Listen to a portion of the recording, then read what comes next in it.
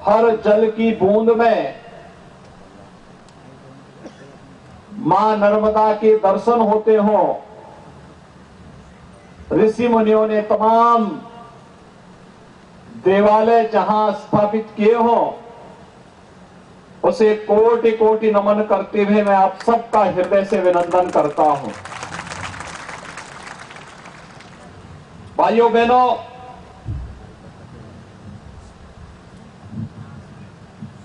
आप सभी का सौभाग्य है इस गुजरात की धरती ने हर संकट के समय में देश को नेतृत्व दिया है। आप याद करिए,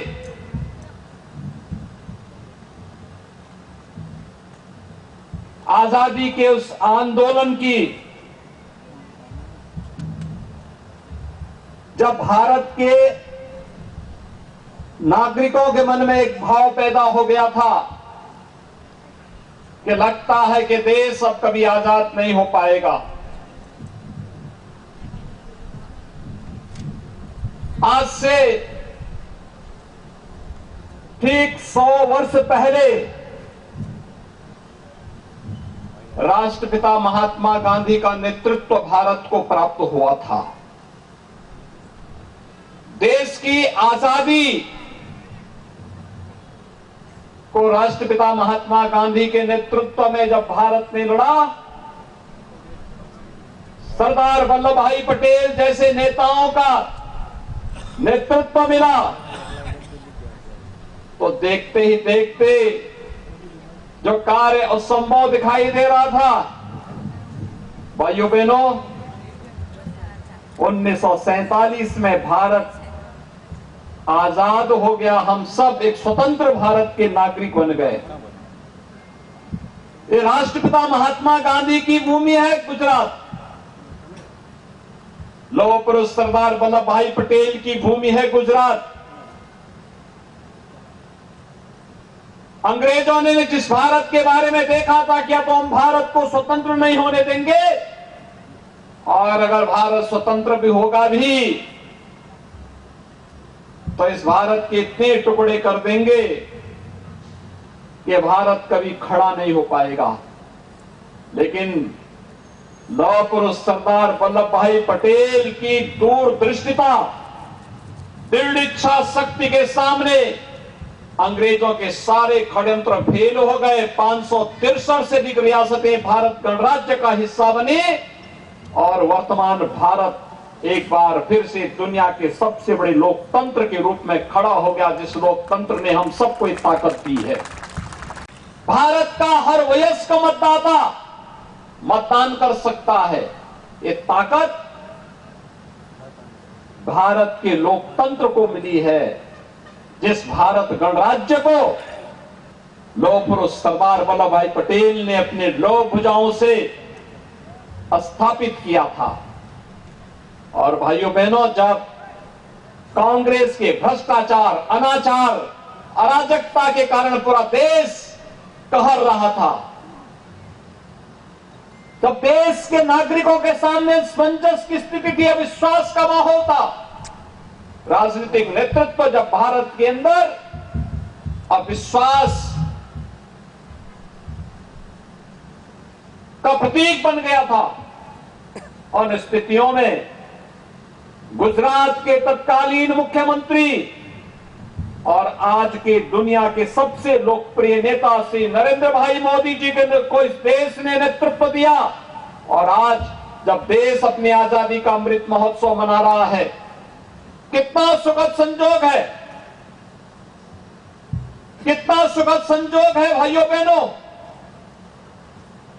कि 1947 में हो सकता है कांग्रेसियों ने आपके घर में तिरंगा नहीं लहराने दिया होगा, लेकिन प्रधानमंत्री मोदी जी ने आजादी के अमृत महोत्सव वर्ष में हर घर पे तिरंगा लगाने का काम कर दिया है। और यही नहीं, जिस ब्रिटेन ने भारत पर 200 वर्षों तक शासन किया, आज उस ब्रिटेन को पछाड़ करके भारत दुनिया की 5वीं बड़ी अर्थव्यवस्था बन गया है। भाइयों बहनों, ये हर भारतवासी के लिए गौरव की बात है और इसीलिए आज मैं आपके बीच आया हूं। मां नर्मदा देश की 7 पवित्र नदियों में गिनी जाती है। इसकी पवित्रता जग जाहिर है। गुजरात में आकर के पहली बार भारत माता के महान सपूत प्रधानमंत्री मोदी जी ने लौह पुरुष सरदार वल्लभ भाई पटेल के उनके व्यक्तित्व के अनुरूप दुनिया की सबसे बड़ी प्रतिमा स्थापित करके सरदार सरोवर के तट पर केवड़िया के पास उसे जो भव्य स्वरूप दिया है, आज वो अपने आप में एक तीर्थ बन गया है। अपने महापुरुषों को सम्मान कैसे दिया जाता है, यह सीखना है तो प्रधानमंत्री मोदी जी के कार्यों से कांग्रेस सीखे। कांग्रेस ने सरदार वल्लभ भाई पटेल को कभी सम्मान नहीं दिया, बाबा साहब भीमराव अंबेडकर को सम्मान नहीं दिया, केवल राजनीति करती रही, सम्मान देने में हमेशा कोताही बरतती रही।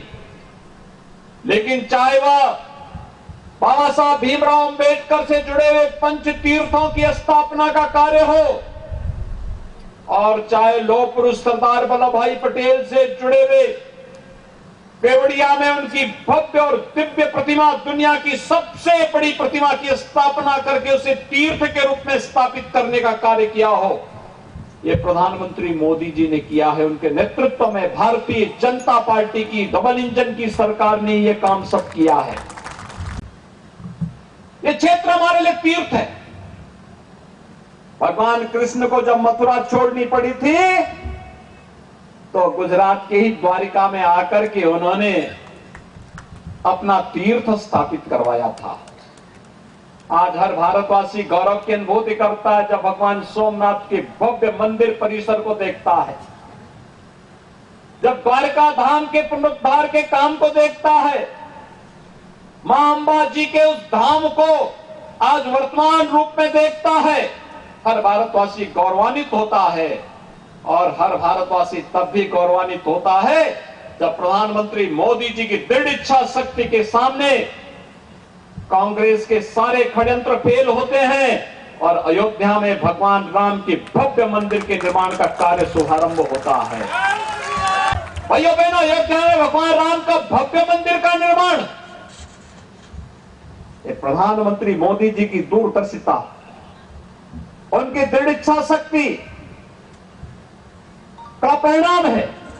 जो कार्य 500 वर्षों में नहीं हो पाया, जो कार्य कांग्रेसी 55 वर्षों तक नहीं कर पाए, उस कार्य को प्रधानमंत्री मोदी जी ने मात्र 5 साल के अंदर करवा करके भव्य राम मंदिर के निर्माण के कार्य को आगे बढ़ा दिया है। आज अयोध्या में भगवान राम का भव्य मंदिर का निर्माण बन रहा है। भाइयों बहनों, 2023 के अंत में जब अयोध्या में भगवान राम अपने मंदिर में रामलला विराजमान होंगे, अयोध्या में भगवान राम का बनने वाला यह मंदिर भारत का राष्ट्र मंदिर होगा, भारत का राष्ट्र मंदिर होगा। भारतवासी को गौरव की अनुभूति कराने वाला मंदिर बनेगा। किस तस्वीर को दुनिया के सामने प्रस्तुत करेगा? जो भारत किसी के सामने झुकता नहीं है, अपने मूल्य और आदर्शों से डिगता नहीं है, हर विपरीत चुनौतियों का सामना करते हुए हमेशा विजयश्री को वर्ण करता है, वह भारत दुनिया के सामने होगा। और इसलिए भाइयों बहनों, एक और अयोध्या में भगवान राम के भव्य मंदिर का निर्माण का कार्य और दूसरी तरफ प्रधानमंत्री मोदी जी के कर कमलों से काशी में काशी विश्वनाथ धाम भव्य रूप ले चुका है। आज आप देखिए काशी में आकर के कितना भव्य स्वरूप काशी का हो गया है। काशी में भगवान विश्वनाथ का मंदिर किस रूप में भव्य स्वरूप ले चुका है। कभी अहिल्याबाई होलकर जी ने वहां पर औरंगजेब के द्वारा तोड़े गए मंदिर को पुनर्स्थापित करने का काम किया था और उसे भव्य स्वरूप देने का कार्य प्रधानमंत्री मोदी जी के नेतृत्व में आज काशी में संपन्न हो चुका है। और बद्रीनाथ धाम में आप जाएंगे, धाम फिर से भव्य स्वरूप ले रहे हैं। उज्जैन मध्य प्रदेश में आप जाएंगे, महाकाल का महालोक एक बार फिर से पूरी दुनिया को अपनी ओर आकर्षित कर रहा है। और इसलिए भाइयों बहनों, आस्था के प्रति सम्मान का भाव क्या होना चाहिए, यह भी देखना है। तो प्रधानमंत्री मोदी जी के नेतृत्व में आज भारत के अंदर आस्था के प्रतीकों का सम्मान जिस भव्यता के साथ हो रहा है, उसे देख करके हम लोग अनुभव कर सकते हैं। हम सब इस बारे में भी जानते हैं, देश का वैश्विक मंच पर सम्मान कैसे होना चाहिए। 3 दिन पहले आपने इंडोनेशिया के बाली में देखा होगा,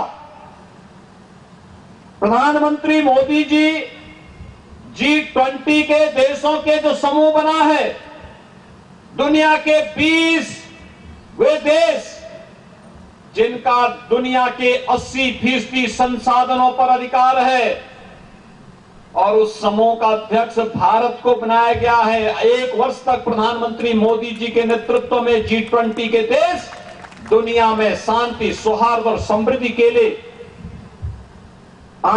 इससे बड़ी गौरव की बात भारत के लिए क्या हो सकती है। और जहां तक भारत के अंदर आतंकवाद और नक्सलवाद की समस्या का समाधान का हो, आपने देखा होगा कांग्रेस ने देश को आतंकवाद दिया, माफिया राज दिया, गुंडागर्दी दी, लेकिन कश्मीर में धारा 370 भी प्रधानमंत्री मोदी जी के नेतृत्व में, उनके मार्गदर्शन में गृह मंत्री माननीय से अमित शाह जी ने हटा करके दृढ़ इच्छा शक्ति का परिचय देकर के देश को आतंकवाद की समस्या से सदैव के लिए समाप्त करने का एक बीड़ा उठाया। और आज उसके परिणाम भी हम सबके सामने देखने को मिल रहे हैं। इस सदी की सबसे बड़ी महामारी के दौरान भी आपने देखा होगा, देश के प्रत्येक नागरिक के लिए उसके अनुरूप योजनाओं को बनाना, फ्री में टेस्ट, फ्री में वैक्सीन, फ्री में उपचार, और 80 करोड़ देशवासियों को फ्री में राशन की सुविधा का लाभ भी प्रधानमंत्री मोदी जी के नेतृत्व में हर भारतवासी को प्राप्त हुआ। मैं आपसे पूछना चाहता हूं, क्या कांग्रेस कश्मीर से धारा 370 को हटा करके आतंकवाद के खिलाफ देश की लड़ाई को आगे बढ़ाती? क्या कांग्रेस इस कार्य को कर पाती? क्या अयोध्या में राम मंदिर का निर्माण कांग्रेस कर पाती? आपको लगता है कांग्रेस कर पाती है अयोध्या में राम मंदिर का निर्माण? क्या काशी में काशी विश्वनाथ मंदिर का निर्माण और भव्य स्वरूप काशी विश्वनाथ धाम का कांग्रेस कर पाती? भाइयों बहनों, जब कांग्रेस न समृद्धि की ओर अग्रसर कर सकती है, न आपकी आस्था का सम्मान कर सकती है, और नहीं आपके स्वयं के कल्याण के लिए किसी योजना को ईमानदारी के साथ लागू कर सकती है, तो फिर उस कांग्रेस को क्यों हम चुनते हैं? और भाइयों बहनों, राष्ट्रपिता महात्मा गांधी ने यही कहा था 1947 में, जब देश के समय आ गया है जब कांग्रेस को विसर्जित कर देना चाहिए। और मैं तो झगड़िया से जुड़े हुए आप सभी भाइयों बहनों से कहूंगा, भरूच वासियों से इस बारे में अपील करूंगा कि समय आ गया है जब इस खंबात की खाड़ी में कांग्रेस को फेंक करके कांग्रेस मुक्त भारत की राष्ट्रपिता महात्मा गांधी के सपने को हम साकार करने में अपना योगदान दें। आप लोग सहमत हैं? सभी लोग सहमत हैं? भाइयों बहनों, आज गुजरात मॉडल देश के अंदर और दुनिया के अंदर माना जाता है। गुजरात मॉडल लोक कल्याण का, गुजरात मॉडल शांति का, गुजरात मॉडल अराजकता पर विकास और राष्ट्रवाद की विजय का, जन जन तक पहुंचा करके पूरे देश और दुनिया के सामने पहुंचाना है। और इस देश से हर गुजरातवासी को गौरव की अनुभूति होनी चाहिए। और मैं आप सबसे अपील करने के लिए आया हूं कि भाइयों बहनों, झगड़िया के सभी मतदाता भाइयों बहनों से, सभी भरूच के मतदाता भाइयों बहनों से मैं अपील करूंगा कि भारतीय जनता पार्टी के जितने भी इस क्षेत्र में, जितने भी इस जनपद में विधानसभा सीट हैं, उन सभी सीटों के बारे में हमें सोचना चाहिए। आप सब जानते हैं कि देश के अंदर समग्र विकास की जब बात आती है तो बिना भेदभाव के शासन की इन योजनाओं को हर घर, हर गांव, हर गरीब, हर किसान, हर नौजवान तक पहुंचाने का कार्य भी भाजपा की सरकार ने किया है।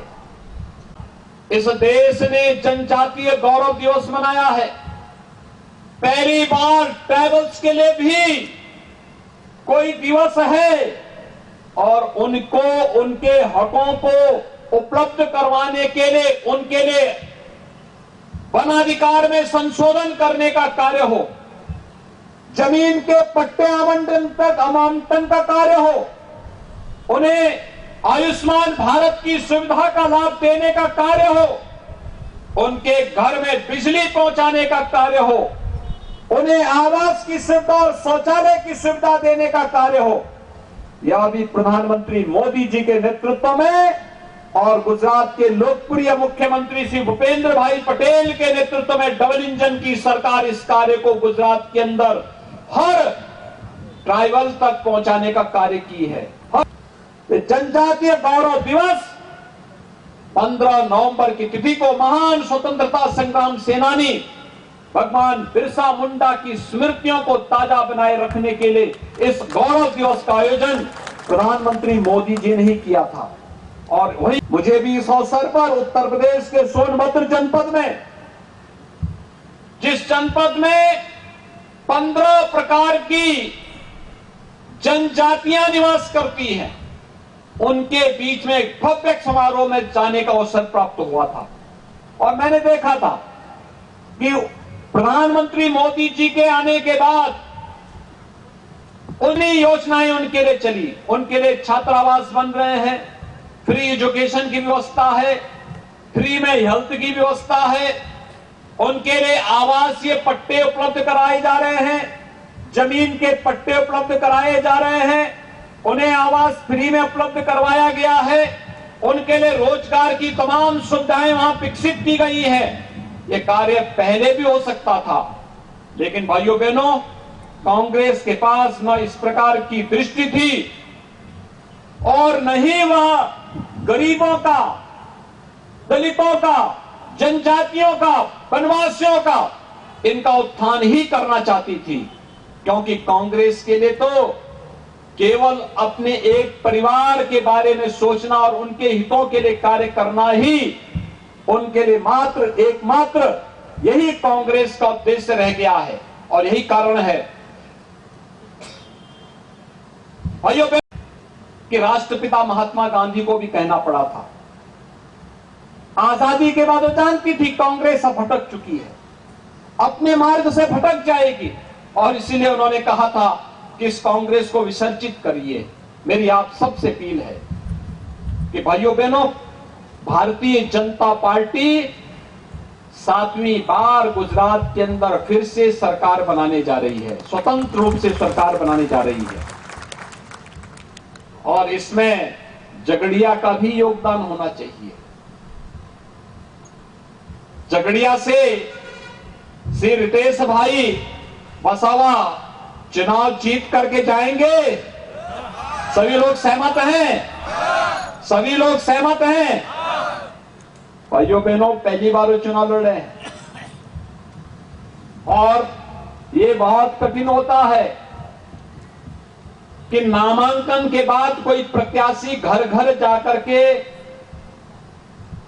एक एक मतदाता से अपील कर सके। और इसलिए मेरी आप सबसे अपील होगी, आप सभी रितेश भाई वसावा बन करके एक एक मतदाता के पास जाकर के मतदान की अपील के लिए आप सभी लोग अभी से अपनी तैयारी करें। मुझे आश्वासन दे रहे हैं, मैं आश्वस्त होकर के जाऊं